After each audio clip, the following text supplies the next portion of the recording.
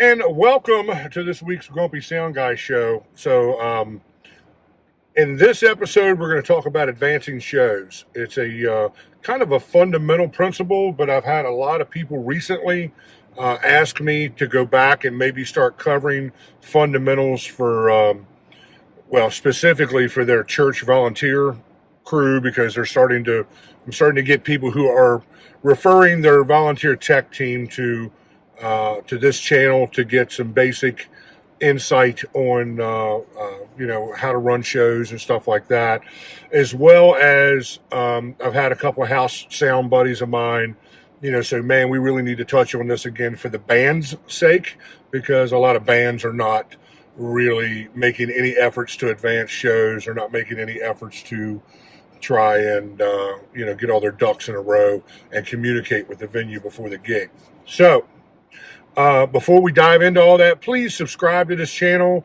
Please hit the like button, the notification button, all the things you should be doing to support a channel like this. If you find value in my content, that's all I ask in return, is to just share this with people that can benefit from this information, and to hit that subscription button and a notification thing. Follow me over on Facebook, Instagram, TikTok. I'm pretty much everywhere that way. And do the same over there. Subscribe, like, share, all the things. So I'm not going to bore you with all that. So let's dive in. So advancing shows. The thing that really blows my mind most about this subject is the amount of bands that I run into who will be real quick to talk about how they've been in the business and operating on a professional level for decades, sometimes 30, 40 years. Some older bands, each member of the band has got, 40 years worth of a professional level experience, and still don't know what a stage plot is, still make zero effort to communicate with the production guy or at least the venue the week of their show. Just do not do any of the basic things that you should be doing, jumping through those hoops to make sure that the people on site are prepared for what you're trying to do. I personally, as a production liaison between the buyer, who could be a promoter, a club, a church, and the artist, I try to do all that stuff myself, usually like Tuesday or Wednesday, the week of their show. I don't like to advance shows 3 months out, because it's just going to fall through the cracks. I'm going to lose your stage plot, lose all your information. And I know a whole bunch of people that are just like, want to be Johnny on the spot. I appreciate the enthusiasm. It's great that you want to, do the right things to get yourself, prepared for the gig. But if the gig is even 3 or 4 weeks out, don't bother me. Don't contact me yet, unless there's some kind of catastrophic thing that you need to talk about before you can even get to a place where you can advance the show, which I can't even think of anything off the top of my head that would be that, outside of maybe load in or something like that or whatever. But yeah, man, how have you been in the business all these years and not had a stage plot, or not advanced shows, or not done the basic fundamental 101 level, freshman level things that you should know about operating in the middle market on a professional level? Even if it's just a semi-pro level, you're just a weekend warrior, your band's only playing out, twice a month or something like that, or once a month, that sort of thing.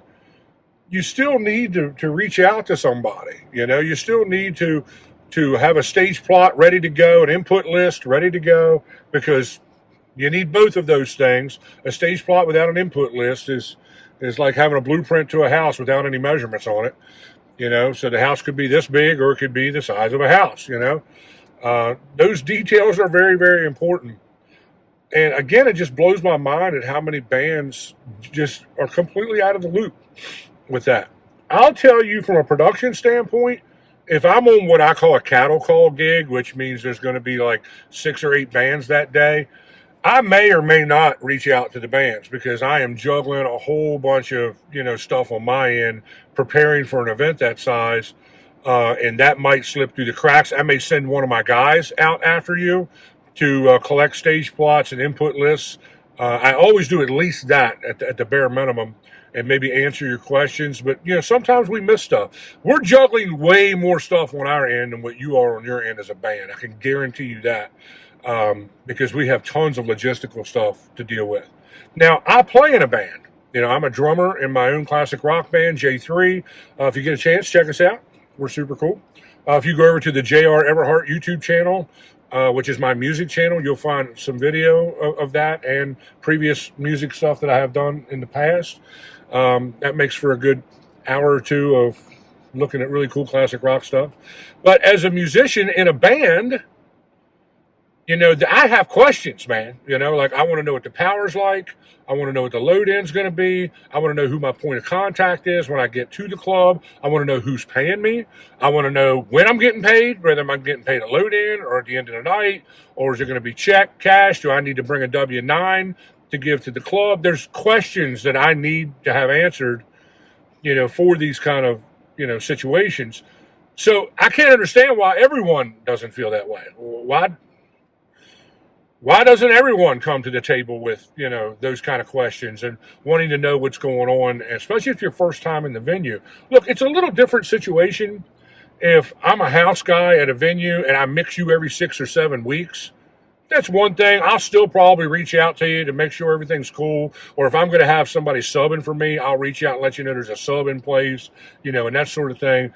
But it doesn't have to be as in-depth. I might even wait until the day of to just shoot you a text message or something, because usually if you're on my regular rotation of bands that I work with, I'll usually have your cell phone number, and, we're personally connected, because that's typically how it works with me. But, yeah, man, advancing the show is super, super important. It makes you look like a professional. Nothing screams rank amateur than when someone calls you for a stage plot and you're like, oh, well, we're just drums, bass, guitar, and 2 vocals. I'm like, okay, well, thanks for that. I appreciate that information, but I'd like to see that plotted out on a diagram so I can know where to set up bass world, guitar world, where the, vocal mics need to go, where you need power, where you need direct input boxes, and then that input list to tell me exactly what you usually do or expect to be mic'd up, and that sort of thing. A lot of guitar players are direct these days, Well, I don't want to pull a mic and have it sitting there on stage and then you show up, oh, I'm just running out of a helix and I got to strike the mic and put it away. Yeah, it's not the end of the world, but if I have to do that across the whole band, now we're just wasting time. I did a band 2 summers ago at a downtown thing in D.C., and they just gave me the hardest time about advancing the show, and thought that I was completely out of the realm of being easy to work with because I wanted to advance the show. It was an older band. They kind of showed up and was like, okay, well, this is where everybody goes. And now you're in a chaotic situation. Had you sent me a stage plot and input list, all that stuff would be set when you show up. Set. So now we're not all on the stage at the same time. I'm trying to pull mic cables and you're trying to set your gear up and we're all bumping around, into each other and all that kind of stuff. No, I want to be prepared for that before you get there. That's how we do business in CLP audio world, We want to be prepared before the band shows up. And these guys would absolutely not respond to email, phone calls, nothing. Absolutely nothing. And on top of that, they were a big band. 3 backup singers, lead vocal, a couple different backs around the stage for the musicians, 2 guitars, bass, keys, multiple keyboards. I mean, it was the kind of setup where, like, you really should have a stage plot, to help out your production guy. And then they patronized me at the gig. Made me feel like dirt because I was twisted up about them not giving me a stage plot or an input list. Like, really, dude? Well, excuse me for trying to do my job in a professional manner, okay? You might be a bunch of yahoos and not care, but I do. This is what I do for a living. My name's on this gig. My name's on this mix, and I want to do it right. Why is that so hard to get through your thick skull, It just blows my mind, dude. Blows my mind. Why? Why is it so hard for you to put together a stage plot? Even if you sit down at your kitchen table with a piece of printer paper and draw it out in a legible way and write drums, guitar 1, guitar 2, bass, keys, and write all the stuff that I need to know and then write an input list, I'm okay with that. You don't have to be a computer genius. Even though Stage Plot Pro, I think, has a free version of it where you can make your own stage plot on your freaking cell phone. It shouldn't be that hard. And I know you guys have heard me harp on stage plots a million times. And the reason we do that is because people still are not providing stage plots. I can't tell you. Go back into some of my reels and shorts and look at the ones where I'm talking about stage plots, and then just read the comments, specifically on Facebook, where I have the most support and I got the most interactions on stuff. You'll see some of the best area sound guys on there, house sound guys, touring sound guys, talking about posting pictures of like what looks like a chicken vomited on a piece of paper, and that's their stage plot. Talking about how people give them a hard time all the time about not wanting to provide a stage plot and input list. Like, it just boggles my mind. Not to mention, put all that aside. Let's put the whole stage plot thing aside for a second. And let's talk about all the other stuff. Don't you want to know what the load-in's going to be? Don't you want to know what sound check schedule is going to be? All that kind of stuff. Because sometimes your band contracts are not always right. Sometimes an agent is writing multiple contracts to that venue over and over and over, and they just put generic numbers on there for start times, break times, how many sets you're going to do, blah, blah, blah, all that kind of stuff. So talking to the house sound guy, or at least the entertainment buyer at the venue, is going to give you a more focused and honed in idea of what they're expecting from you. Because when I go in to perform with my band, I want to know what's expected of me. I have a preconceived notion, but I'd like to have some communication with the club, unless it's a club I patronize all the time and I'm there and I just kind of know what they do and know what their deal is. But if I'm going to a new place, especially some of this festival stuff, dude, where it's throw and go, are you providing backline? If you are, what does your backline look like? What brand drums are you using? What type of amplifiers am I plugging into? Those are all things that you're going to want to know at these events. Why not advance the show? It just doesn't make any sense to me whatsoever. I hate to sound like a broken record, keep saying that over and over, but it really does, man. And I get on here and I make these kind of videos, these 101 level videos, thinking, well, man, everybody already knows this information. Why am I even doing this? And then I go out and actually work in the real world and realize that no, not everybody does know this. Or a whole bunch of my industry buddies will contact me and be like, oh yeah, JR, can you please do something on stage plots again? I know you talk about it a lot, but people are not hearing what you're saying. Can you please talk about advancing shows? It's the whole reason why I'm doing this video today. Because people are asking me to provide more of this basic fundamental information, because some of you guys are not getting it through your thick skull, the importance of advancing a show. Nationals do it all the time. I used to work in a venue where we had national acts coming through all the time, and usually Monday, Tuesday of the week of their show, I'm hearing from their tour manager, and they're asking all these questions I'm telling you that you should be asking. Yeah. And then some of you guys want to tote around with your chests all puffed up like you're all that in a bag of chips in the middle market because you've been in the business this long. Maybe you toured for 10 minutes and now you're, a self-proclaimed, professional knower of all things. And yet I ask you, or try to advance a show, you don't return a message, you don't return an email, you don't return a phone call, nothing, because you think you're too good for that. All you do is look like a complete loser. And let me tell you something about the music business. The music business is very small, okay? The guys that hold the keys to this kingdom is a small group of guys. And if you piss them off, or even one of them people, it gets around real quick. Hey, this band's hard to work with. Or this band gave me a hard time about, advancing a show. Or I get calls all the time from my competition asking me to cover shows that they can't cover because they're busy. Well, there's always a post-gig conversation that happens, in that scenario. I'm out representing them on that gig, so they want to know how it went. And if I return with the messages of, hey, band X, Y, and Z was absolutely horrible. They all had egos, they had attitudes, they were hard to work with. Nothing we did made them happy. If you're one of those bands that's full of Chads and Karens, let me tell you something right now. News is going to get around quick about who you are. You can call me an idiot sound guy all you want and blame all your junk on me that night all you want. Your one little opinion is not going to extinguish the 35-year reputation I have as a sound engineer. When you go start telling people that JR was not a good sound guy, was not prepared for the gig, and did not give us a good mix, people are going to look at you cross-eyed like, really? Well, we know the guy personally, and we know what kind of work he does. You are obviously the problem. So remember that when you're standing on stage and you're giving the sound guy a hard time. You're not the only band they mix, especially if they're a house sound guy who has been there for a very long time and has a very established reputation of being a good sound guy. And I can think of 3 or 4 of those guys right off the top of my head around DC and Baltimore. Super solid dudes. And if a band comes to me that I'm mixing and tells me they were at their venue and that those guys were hard to deal with or something like that, I will immediately think, you guys are a bunch of jerks. Because I know that dude. I know what kind of work he does. I know what kind of skill set he's operating with. And he's better than this. If you were having those kind of problems, I will bet my kids on the fact that you were the problem, not them.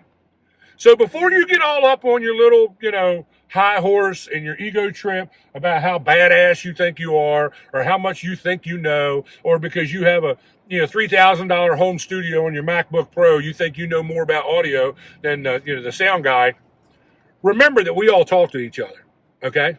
We're in very close communication, and we give a heads up. I can't tell you the times that I have picked up the phone and seen a cattle call event coming up and know the guy who's doing production and like, hey, dude, just thought I'd let you know I worked with XYZ band 2 weeks ago, and they were a complete pain in the ass.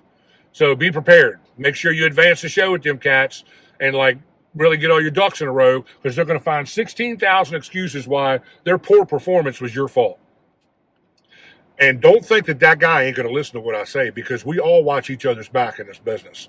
Those of us that are in the upper echelon of the middle market that do this for a living, we're not weekend warriors. We're doing 180, 200 shows a year kind of stuff. We all talk to each other. Every single one of us. We're all trying to advance shows. We all expect stage plots, input lists, all that kind of jazz. Let me give you one more story and I'm going to let you go. A few years ago, I was called to provide sound and basic lighting for a multi-band Christian event. Now, as most of you guys know, CLP Audio is a Christian-owned company. I am a Christian. Jesus is my dude, man. You know what I'm saying? Without him, I am nothing. These guys were the absolute biggest divas and drama queens I have ever seen in my entire life. They started a group Facebook message to communicate with me. I opened the message up with everything I just told you about needing a stage plot and an input list. That's all I need. 1 out of the 5 acts actually emailed me a stage plot and input list exactly the way I had asked it. In fact, I think it was hand-drawn, and it was perfectly acceptable. The rest of these guys, the next guy in the message, does exactly what I just told you guys you shouldn't do. Well, we're, 2 guitars and bass and drums, and we use ears and all this stuff. And it's like, okay, dude, this is not what I asked for. So I responded with, this is exactly what I don't need, okay? This is what causes confusion at the event. What I need is a stage plot and input list. Please email it to this email address. Don't you know that those bunch of Christians got all butthurt over that statement and then called me, giving me a hard time, ended up firing me over it? Well, I'm going to say I was fired. I bailed out the second the drama started stirring around because I'm way too busy to deal with a bunch of junk like that. Let them go to somebody else who doesn't know any better, and will jump through all their little prima donna, diva hoops. I'm not that guy. I even refunded their deposit. That's something that I have never done in the 35 years that I have been doing this. I have never refunded a deposit. My contracts clearly state that the deposit is non-refundable, and I had them under contract and could have forced them to use me whether they liked it or not. I cared so little about this, and these guys so played into the stereotype that I know to be Christian praise and worship groups, I didn't even have the tolerance to deal with it. I'm way, way too busy. Ended up booking another day festival that paid like 6 times the amount of money they were trying to pay. Because that was the other thing. They also wanted me to do it as a discounted price because I'm a Christian and I should be, helping the ministry. Well, it's not my ministry, and I can't pay my bills with your good intentions. And God's grace, as mighty as it is, don't pay the electric bill, okay? It really hurt me because I was a guy who was kind of looking forward to anytime I get to do a Christian event, man, it's always good because these are my people, and I can get in there and we all talk the same, Jesus language. And what a disappointment. What an absolute disappointment. They played into every stereotype that I could sit here and spend another 40 minutes telling you about when it comes to working with church praise and worship teams. Because everybody's a chief and nobody's an Indian. Everybody knows more than the guy standing next to them, and they're all fighting for control of power. I just don't have the emotional dexterity to jump through all those hoops. All that over trying to advance a show. Why was it so hard to just send me a stage plot and input list? You could have listed all your monitor needs, everything. I get input lists sometimes that even tell me how they like front of house mixed. We like a mid-sized room reverb and a short delay all the time on vocals, and then a long delay flied in, tempo matched with the songs. Yeah, I get that all the time. I'm not offended by that. I'm like, okay, this band is telling me how they like to hear. By reading that, it gives me a pretty good vision of what they're expecting from me. I'm 1,000% okay with that. But it comes with the stage plot and input list. Apparently, that was too difficult for all these seasoned professionals. And I think I'm way better off having not done the gig and will never take another gig from anyone in any of those churches or from that promoter that he was calling himself that was doing that show.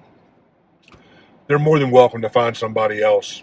Some ankle biter that don't know any better can go out there and, have fun with all that drama.